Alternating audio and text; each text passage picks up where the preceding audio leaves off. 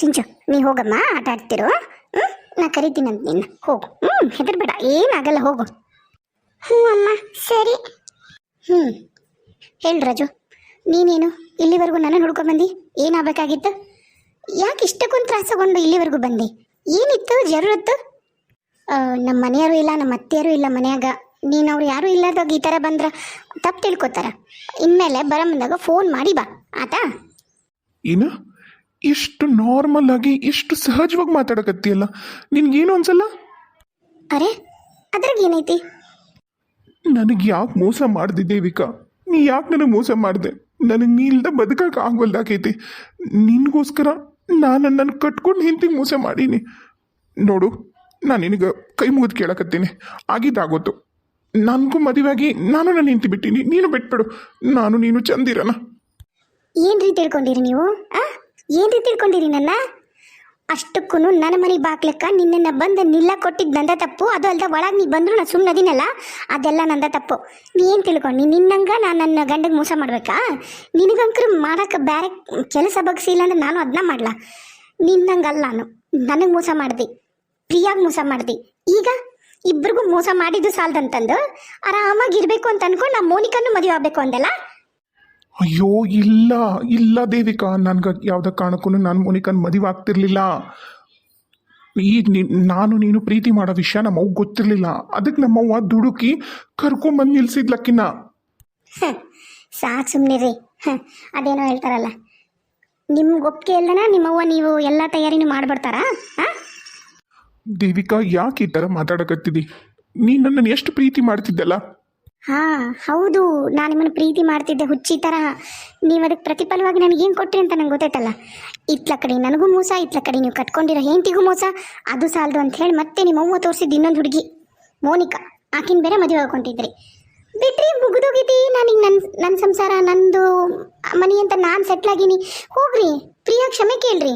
ಒಪ್ಕೊಂಡ್ರು ಕ್ಷಮಿಸ್ಬೋದು. ಆಕೆ ಮನಸ್ಸು ಭಾಳ ಒಳ್ಳೇದೈತೆ. ಅಂತಕ್ಕಿಗೆ ನೋವು ಮಾಡಿದ್ರೆ ಹಿಂಗೆ ಆಗೋದು.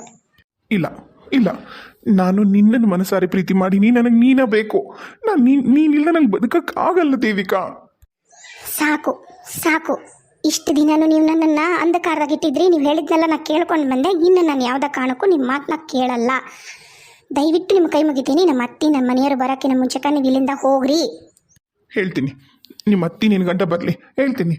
ಅಂದ್ರೆ ಈಗ ನನ್ನ ಮ್ಯಾಗಲ್ ಸಿಟ್ಟಿಗೆ ನೀನು ಆಲ್ರೆಡಿ ಅಷ್ಟೆತ್ರ ಮಗಳಿರೋ ಗಂಡನ ಮದುವೆ ಆಗಿಯಲ್ಲ, ಎರಡನೇ ಸಂಬಂಧ ನೋಡಿ ಮದುವೆ ಆಗಿಯಲ್ಲ.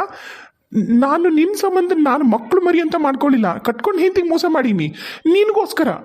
ನಾ ಕೇಳಿದ್ನೇನ್ರಿ? ನಾನೇನು ಕೇಳಿದ್ನೇನ್ರಿ? ಕಟ್ಕೊಂಡು ಹೆಂಡತಿಗೆ ಮೋಸ ಮಾಡಿ ನನಗೆ ನಿಮ್ಮ ಮದುವೆ ಆಗಂತ ನಾ ಕೇಳಿದ್ನಾ? ಇಲ್ಲ, ನೀವ ನನಗೆ ಎಲ್ಲಾನು ಸುಳ್ಳು ಹೇಳಿ ಮೋಸ ಮಾಡಿದ್ದು ಅಲ್ದ, ಮತ್ತು ನನ್ನನ್ನು ಅಂಧಕಾರದಾಗಿಟ್ಟು ಪ್ರಿಯಾನು ಅಂಧಕಾರದಾಗಿಟ್ಟು ಇಬ್ಬರಿಗೂ ಮೋಸ ಮಾಡಿ ಇವಾಗ ನಿಮಗೆ ಮೋಸ ಆಗೈತಿ ಅನ್ನೋ ಥರ ನೀವು ಬಿಂಸಕ್ಕೆ ಬರಬೇಡ್ರಿ. ಇಲ್ಲಿ ಮೋಸ ಆಗಿರೋದು ನನಗೂ ಪ್ರಿಯಾಗೂ. ಇಲ್ಲ ಇಲ್ಲ ದೇವಿಕಾ, ಇಷ್ಟು ದಿನ ನೀನು ನನ್ನ ಎಷ್ಟು ಪ್ರೀತಿ ಮಾಡ್ತಿದ್ದಿ, ನಾನು ನಿನ್ನ ಮದುವೆ ಆಗ್ತೀನಿ ಅಂತಿದ್ದಿ. ಈಗ ಯಾಕೆ ಏನಾಯ್ತು? ಆ ಪ್ರಿಯನ್ ಮಾತು ಕೇಳ್ಬೇಡ. ಆಕೆ ಆಕೆ ಮೆತ್ತಗೆ ಮಾತಾಡ್ತಾಳ, ಹಂಗಂತೇಳಿ ನೀನು ಆಕೆ ಮಾತು ಕೇಳಿ ನನ್ನನ್ನು ಬಿಡ್ಬೇಡ ದೇವಿಕಾ. ನೀ ಮಾಡಿದ್ದು ಸರಿಯಲ್ಲ, ನಾನು ಬದುಕಲ್ಲ ನಿಜವಾಗ್ಲು. ನಾನು ಇಲ್ಲೇ ಏನಾದ್ರು ಕುಡ್ಸೋಗ್ತೀನಿ, ಇಲ್ಲ ಅಂದ್ರೆ ಚಾಕು ತೊಗೊಂಡು ಕೈ ಕೂತ್ಕೊಂಡು ಇಲ್ಲೇ ಹೋಗ್ತೀನಿ ನೋಡಿ ನಾನು. ರೀ ರಾಜು ಅವರೇ, ಸಾಕು. ಇನ್ನು ನನಗೂ ನಿಮಗೂ ಯಾವುದೇ ಸಂಬಂಧ ಇಲ್ಲ, ಮುಗಿಸ್ಬಿಟ್ರಿ. ಹೌದು, ನಾನು ಎರಡನೇ ಸಂಬಂಧಕ್ಕಾದ್ರೂ ಮದುವೆ ಆಗ್ತೀನಿ, ಮೂರನೇ ಸಂಬಂಧಕ್ಕಾದ್ರೂ ಮದುವೆ ಆಗ್ತೀನಿ. ಆದ್ರೆ ಏನು ವಿಷಯ ಐತಲ್ಲ ಅದನ್ನೆಲ್ಲ ಅವ್ರು ನನಗೆ ಮುಂಚೆನೇ ಕ್ಲಿಯರ್ ಆಗಿ ಎಲ್ಲಾನು ಹೇಳಿದ ಮೇಲೆ ನಾನು ಅವ್ರ ಮದುವೆ ಆಗೀನಿ. ನಿಮ್ಮ ಥರ ಮದುವೆ ಆಗೈತಂದ್ರೂ ಮುಚ್ಚಿಟ್ಟು ಆಮೇಲೆ ಗೊತ್ತಾದ್ಮೇಗ ನನ್ನ ಹೆಂಡತಿ ಅಂದ್ರೆ ನಂಗೆ ಇಷ್ಟ ಇಲ್ಲ, ನನ್ನ ಹೆಂಡತಿ ಹಿಂಗೆ, ನನ್ನ ಹೆಂಡತಿ ಹಂಗೆ, ಅದಕ್ಕೆ ನಾನು ಎಲ್ಲ ಬಿಟ್ಟು ನಾನು ನಿನ್ನನ್ನು ಮದುವೆ ಆಗ್ತೀನಿ ಅಂತೇಳಿ ನನ್ನನ್ನು ಇಬ್ಬರನ್ನೂ ಆಕೆಗೂ ಡೈವರ್ಸ್ ಕೊಡ್ದಂಗೆ, ನನ್ನನ್ನು ಮದುವೆ ಆಗ್ಲಾರ್ದಂಗೆ ಇಷ್ಟು ವರ್ಷಾನುಗಟ್ಲೆ ಇಟ್ಕೊಂಡು ಕೂತಿದ್ರಲ್ಲ, ನನಗೆ ನಿಜವಾಗ್ಲೂ ಸರಿ ಬರಲಿಲ್ಲ. ಆ ಥರ ಅಂತೂ ಅವ್ರು ನನಗೆ ಮಾಡೂ ಇಲ್ಲ. ಅದು ವಿಷಯ ಬಿಟ್ಬಿಡ್ರಿ, ಈಗ ಮುಗಿದು ಹೋಗೈತಿ ನೋಡ್ರಿ. ಹೋಗ್ರಿ, ನಿಜವಾಗ್ಲೂ ನೀವು ತಿಳ್ಕೊಂಡಂಗೆ ಪ್ರಿಯಾ ಅಲ್ಲ. ಪ್ರಿಯಾ ಭಾಳ ಒಳ್ಳೆಕಿದ್ದಾಳ. ನೀವು ಹೋಗಿ ಒಂದ್ಸರಿ ಹೋಗಿ ಪ್ರಿಯಾನ ಹತ್ರ ಕುತ್ಕೊಂಡು ಮಾತಾಡಿ ಎಲ್ಲನೂ ಹೇಳಿ ಕ್ಷಮಾಪಣೆ ಕೇಳಿದ್ರಿ ಅಂದ್ರೆ ಪ್ರಿಯಾ ಖಂಡಿತವಾಗ್ಲೂ ನಿಮ್ಮನ್ನು ಕ್ಷಮಿಸ್ತಾಳ. ವಾಪಸ್ ನೀವು ಪ್ರಿಯಾ ಚೆನ್ನಾಗಿರ್ಬೋದು. ನನಗೀಗಾದರೂ ಆಕೆ ನಿಮ್ಮನ್ನು ನನ್ಕಿಂತ ಜಾಸ್ತಿ ಪ್ರೀತಿ ಮಾಡ್ಯಾಳ್ರಿ. ನೀವೆಷ್ಟೇ ಆಕೆನ ಅವಾಯ್ಡ್ ಮಾಡಿ, ಎಷ್ಟೇ ನೀವು ನಿಮ್ಮ ತಾಯಿ ಮಾತು ಕೇಳಿ, ನಿಮ್ಮ ಅತ್ತಿಗೆಮ್ಮನ ಮಾತು ಕೇಳಿ, ನೀವು ಎಲ್ಲರ ಮಾತು ಕೇಳಿ ಆಕೆನ ಅವಾಯ್ಡ್ ಮಾಡಿದ್ರು, ನೀವು ಬಾಯಿ ಬಂದಂಗೆ ಮಾತಾಡಿದ್ರು ನೀವೇ ಬೇಕು ಅಂತ ಇದುವರೆಗೂ ಜಪ ಮಾಡ್ತಿದ್ಲು. ಯಾವಾಗ ನೀವು ನಿಮ್ಮ ತಾಯಿ ಎಲ್ಲರೂ ಸೇರಿ ಆಕೆಗೆ ನೋವು ಮಾಡಿದ್ರಿ, ಆಕೆ ತವ್ರ ಮನೆಯವ್ರಿಗೆ ನೋವು ಮಾಡಿದ್ರಿ, ಅವಾಗ ಆಕೆ ನಿಮ್ಮನ್ನು ಬಿಟ್ಟು ಹೋಗ್ಯಾಳ. ಅಲ್ಲಿವರೆಗೂ ಆಕೆ ನಿಮ್ಮನ್ನು ಬಿಟ್ಟು ಹೋಗ್ಬೇಕನ್ನ ಆಕೆಗೆ ತಲೆಯಾಗಿರಲಿಲ್ಲ ರೀ.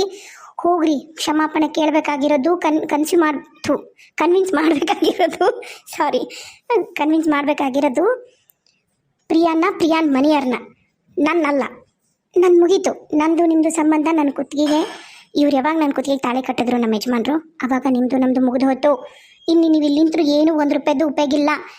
ನಿಮ್ಗೆ ಯಾರು ಹೇಳೋದು ನಾ ಇಲ್ಲದೀನಿ ಅಂತೇಳಿ? ಹೆಂಗೆ ಬಂದ್ರಿ ನೀವು ಇಲ್ಲಿ? ನಾ ಇಲ್ಲಿಗೆ ಹೆಂಗೆ ಬಂದೆ, ಯಾಕೆ ಬಂದೆ, ಏನು ಬಂದೆ ಅದು ಬೇಡ ವಿಷಯ. ದೇವಿಕಾ, ನನಗೆ ಮೋಸ ಮಾಡಬೇಡ ದೇವಿಕಾ. ಇಷ್ಟು ವರ್ಷ ನೀವು ನನಗೆ ಮೋಸ ಮಾಡಿದ್ದು. ಮದುವೆ ಆಗಂದ್ರೂ ಮದುವೆ ಆಗ್ತಿರ್ಲಿಲ್ಲ, ನಿಮ್ಮ ಹೆಂಡತಿಗೆ ಡೈವರ್ಸ್ ಕೊಡಂದ್ರೂ ಕೊಡ್ತಿರ್ಲಿಲ್ಲ. ಬಹುಶಃ ಆ ಪ್ರಿಯಾ ಏನಾದ್ರು ಜಗಳ ಮಾಡಿ ಹೋಗಲಿಲ್ಲ ಅಂದಿದ್ರೆ ಆರಾಮಾಗಿ ಪ್ರಿಯಾ ನಿಮ್ಮ ಚಾಕ್ರಿ ಮಾಡ್ಕೊಂಡು ಮನೆಯಾಗಿರಕ್ಕೆ ಹಾಕಿ ಹೊರಗಡೆ ಪ್ರೀತಿ ಪ್ರೇಮ ಅಂತ ಕೈ ಹಿಡ್ಕೊಂಡು ಸುತ್ತಾಡಕ್ಕೆ ನಾನು ಇದನ್ನು ಮೇಂಟೈನ್ ಮಾಡ್ಕೊಂಡು ಹೋಗಬೇಕು ಅಂದ್ಕೊಂಡ್ರಿ. ಆದ್ರೆ ನಾನು ಈ ಸರಿ ಗಟ್ಟಿಗೆ ಹಚ್ಚಿದೆ, ಆಕೆ ಗಟ್ಟಿಗೆ ಹಚ್ಚಿದ್ಲು, ಹಾಗಾಗಿ ನಿಮ್ಗೆ ತ್ರಾಸಾಗೈತಿ. ನೋಡ್ರಿ, ಇಲ್ಲಿ ಯಾರು ಮೋಸ ಮಾಡಿಲ್ಲ. ನೀವು ಪ್ರಿಯಾಗೂ ನನಗೂ ಮಾಡಿದ್ರಿ, ಆ ದೇವ್ರು ನಿಮಗೆ ಮಾಡ್ದ ಅಷ್ಟೆ. ನನಗೂ ಎಲ್ಲ ವಿಷಯ ಗೊತ್ತಾಯಿತು, ನಿಮ್ಮ ಕೆಲಸ ಹೋಗಿದ್ದು ಎಲ್ಲನೂ.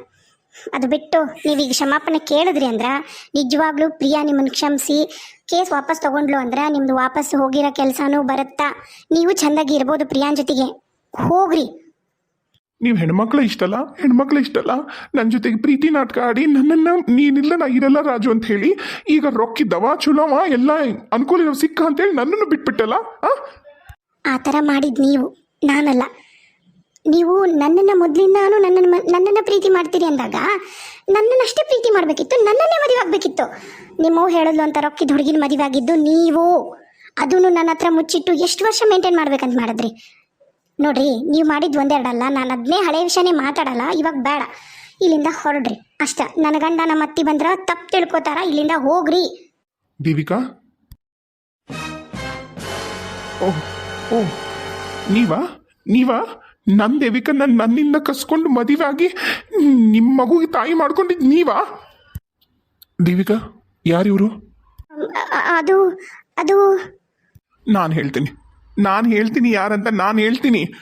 ಆಯ್ತು ಇವ್ರೆ, ಆಯ್ತು ಹೇಳಿ, ಕುತ್ಕೊಳ್ಳಿ. ಯಾಕೆ ಅಷ್ಟೊಂದು ಸಿಟ್ಟು ಮಾಡ್ಕೊಂಡಿರಿ? ದೇವಿಕಾ, ಸಿಂಚು ಎಲ್ಲದಳ? ಸಿಂಚು ಆಟಾಡಕ್ಕೆ ಹೊರಗೆ ಹೋಗ್ಯಾಳ ಏನು? ಹ್ಞೂ ರೀ, ನಾನು ಆಕಿನ ಹೊರ ಕಳಿಸ್ದೆ. ಅಂದ್ರೆ ನಾವು ಮಾತಾಡಕತ್ತಿದ್ವಿ ಅಂತೇಳಿ ಹೋಗು ಅಂತಂದೆ. ಸರಿ, ನಾವು ಚಾಪ ಮಾಡಿಕೊಟ್ಟಿಲ್ಲ ಇವ್ರಿಗೆ?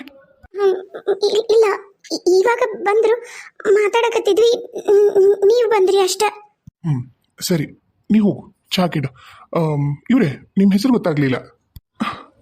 ನನ್ನ ಹೆಸರು ರಾಜು. ನನಗೆ ಯಾವ ಚಾನು ಬೇಡ, ಏನು ಬೇಡ. ನಾನು ಬೇಕಾಗಿರೋದು ನನ್ನ ದೇವಿಕಾ. ನನ್ನ ಜೊತೆಗೆ ಕಳಿಸ್ಬಿಟ್ರೆ ನಿಮ್ಮ ಪುಣ್ಯ ಬರುತ್ತಾ? ಆಕೀಗ ನಿಮ್ಮ ದೇವಿಕಾ ಅಲ್ಲ, ನನ್ನ ದೇವಿಕಾ, ನನ್ನ ಮಗಳ ತಾಯಿ, ನನ್ನ ಹೆಂಡತಿ, ಈ ಮನೆ ಸೊಸಿ, ಈ ಮನೆ ಲಕ್ಷ್ಮಿ ಆಕಿ. ಹಂಗೆ ನೀವು ಯಾರ ಬಂದು ಸಿಕ್ಕರ್ ಬಂದು ಬಾಬಾ ಅಂತ ತಕ್ಷಣ ಕರಿಯ ಕಳ್ಸಕ್ಕೆ ನನ್ನನ್ನು ಏನು ತಿಳ್ಕೊಂಡಿರಿ ನೀವು? ನೋಡ್ರಿ, ಏನೋ ಆಗೈತಿ, ಮುಗೀತು. ಅಲ್ಲ ರೀ, ನೀವೆಂತ ಗಂಡ ರೀ? ಆಕಿ ನನ್ನನ್ನು ಲವ್ ಮಾಡ್ತಿದ್ಲು, ನನ್ನ ಜೊತೆಗೆ ಎಲ್ಲ ಓಡಾಡ್ಯಾಳ. ಆಗ್ಲಿ ಬಿಡಿ, ಏನಾಯ್ತು ಈಗ? ಏನೋ ಎಲ್ಲರೂ ತಿಳಿದ ತಪ್ಪು ಮಾಡ್ತಾರ, ಹಂಗಂತೇಳಿ ಅದನ್ನ ದೊಡ್ಡದು ಮಾಡೋಕ್ಕಾಗತ್ತಾ? ನೋಡ್ರಿ, ನಿಮ್ಮಿಬ್ಬರ ಮಧ್ಯೆ ಏನಾಗೈತಿ, ಏನು, ಯಾಕೆ, ಯಾವಾಗ, ಏನು, ಅದನ್ನೇನು ನಾ ಕೇಳಲ್ಲ. ಆಕಿದರ ತಪ್ಪಿರಲಿ, ನಿಮ್ದರ ತಪ್ಪಿರಲಿ. ಆದ್ರೆ ಅದು ಈಗ ಮುಗಿದೋಗಿರೋ ಅಧ್ಯಾಯ. ಮುಗಿಸಿ ನಿಮ್ಮ ಜೀವನ ನೀವು ನೋಡ್ಕೊಳ್ಳಿ. ಆಕೆಗೆ ಜೀವನ ನೋಡ್ಕೊಂಡು ಆಗೈತಿ. ಮತ್ತೆ ನೀವು ಹಲಮಲ ಬಂದು ಆಕೆಗೇನ ನೀವು ಬಾಬಾ ಅಂದ್ರೆ ಆಕೆಗೆ ಇಷ್ಟ ಇದ್ದಿದ್ರೆ ನಿಮ್ಮನ್ನು ಬಿಟ್ಟು ನನ್ನನ್ನು ಯಾಕೆ ಮದುವೆ ಆಗ್ತಿದ್ಲು? ಅರ್ಥ ಮಾಡ್ಕೊಳ್ರಿ ಅಲ್ಲೇ. ಇದು ನೈಜತೆ, ಇದು ನಿಜವಾದ್ದು. ಪ್ರಾಕ್ಟಿಕಲ್ ಆಗಿ ಯೋಚನೆ ಮಾಡಿ. ನಿಮ್ಮ ತಲೆಗೆ ಏನು ಬರುತ್ತೆ ಅದನ್ನ ಯೋಚನೆ ಮಾಡಿ. ತಿರ್ಗಾಮುರ್ಗ ಬಂದು ಹಂಗ ಹಿಂಗ ಅನ್ನಕ್ಕೆ ಹೋಗ್ಬೇಡ್ರಿ, ದಯಮಾಡಿ. ಅಲ್ಲ, ನಿಮಗೆ ಸಿಟ್ಟು ಬರ್ವಲ್ದನು? ಆಕಿನ ಹೊರಗೆ ಹಾಕ್ಬೇಕಂತ ಅನಿಸ್ವಲ್ದು? ಅಯ್ಯೋ, ಯಾಕ್ರಿ ಹೊರಗೆ ಹಾಕ್ಬೇಕು? ಆಕೆ ಅಂತ ತಪ್ಪು ಏನು ಮಾಡ್ಯಾಳ? ನೋಡ್ರಿ, ನನಗೆ ನನ್ನ ಹೆಂಡತಿ ಮೇಲೆ ನಂಬಿಕೆ ಐತಿ. ನಿಮಗೆ ಕೈ ಮುಗಿತೀನಿ. ದೇವಿಕಾ ಇಲ್ದ ನಾ ಬದುಕ್ಲಾರ. ಆಕಿನ ನನ್ನ ಜೊತೆ ಕಳಿಸ್ಬಿಡ್ರಿ, ನಿಮಗೆ ಕೈ ಮುಗಿತೀನಿ. ನನಗೂ ದೇವಿಕಾ ಇಲ್ದ ಇರೋಕ್ಕಾಗಲ್ಲ ರೀ. ನಾನೇ ನಿಮಗೆ ಕೈ ಮುಗಿತೀನಿ. ದಯವಿಟ್ಟು ಹೊಸ ಬದುಕು ಕಟ್ಟಿಯಬೇಕು ಅಂತ ನನ್ನನ್ನು ಮದುವೆ ಆಗ್ಯಾಳ. ನಾನು ದೇವಿಕಾ ಕೂಡ ನಿಮಗೆ ಕೈ ಮುಗಿತೀವಿ. ದಯವಿಟ್ಟು ನನ್ನ ದೇವಿಕನ್ನ ಜೀವನ ಮಾಡೋಕೆ ಬಿಟ್ಬಿಡ್ರಿ, ದಯಮಾಡಿ. ಅಯ್ಯೋ, ನಾನಕಿನ್ನ 7-8 ವರ್ಷದಿಂದ ಪ್ರೀತಿ ಮಾಡಕತ್ತೀನಿ ರೀ. ನಾನಕಿನ್ನ ಜನ್ಮದಿಂದ ಪ್ರೀತಿ ಮಾಡಕತ್ತೀನಿ. ಮುಗೀತು, ಇನ್ನು 7 ಜನ್ಮನೂ ನಾನು ಅಕ್ಕಿ ಜೊತೆಗೆ ಕಳೆಯೋದು. ನೋಡ್ರಿ, ಎಮೋಷ್ನಲ್ ಆಗಿ ನಿಮ್ಮ ಜೀವನ ನೀವೇ ಹಾಳು ಮಾಡ್ಕೋಬೇಡ್ರಿ. ನಿಮ್ಮದು ಮದುವೆ ಆಗೈತಿ. ನನಗೆ ನಿಮ್ಮ ವಿಷಯ ಎಲ್ಲನೂ ಹೇಳೋಣ. ನನಗೆಲ್ಲ ಗೊತ್ತಾದ್ಮ್ಯಾಗ ನಾನು ಆಕೆನ ಅಪ್ರಿಷಿಯೇಟ್ ಮಾಡಿದ್ದು ಇದೇ ವಿಷಯಕ್ಕನ. ಎಲ್ಲ ವಿಷಯನೂ ನನ್ನ ಮುಂದೆ ಹೇಳಿ ನನಗೀಗ ಅವ್ರ ಯಾವುದೇ ರೀತಿಯಾದ ಆಸೆ ಆಗಲಿ ಪ್ರೀತಿ ಆಗಲಿ ಏನು ಉಳ್ಕೊಂಡಿಲ್ಲ ಅಂತ ಅಂದಮೇಲೆ ಆಕೆ ನನ್ನನ್ನು ಮದುವೆ ಆಗ್ತೀನಿ ಅಂತ ಹೇಳಿ ವಿಷಯ ಎಲ್ಲ ಕ್ಲಾರಿಟಿ ಕೊಟ್ಟ ಮೇಲೇ ನಾನು ಮದುವೆ ಆಗಿರೋದು. ಅರ್ಥ ಆಯ್ತಾ? ಅಲ್ಲ, ನೀವೆಂತಾರ್ರಿ ನೀವು? ನಾನು ಅವಳು ಗಂಡ, ಅವಳು ನನ್ನ ಹೆಂಡತಿ, ಅದು ಫ್ಯಾಕ್ಟು. ನಮ್ಮಿಬ್ಬರದು ಮ್ಯಾರೇಜ್ ಸರ್ಟಿಫಿಕೇಟು ಐತಿ, ತೋರ್ಸ್ಲಾ?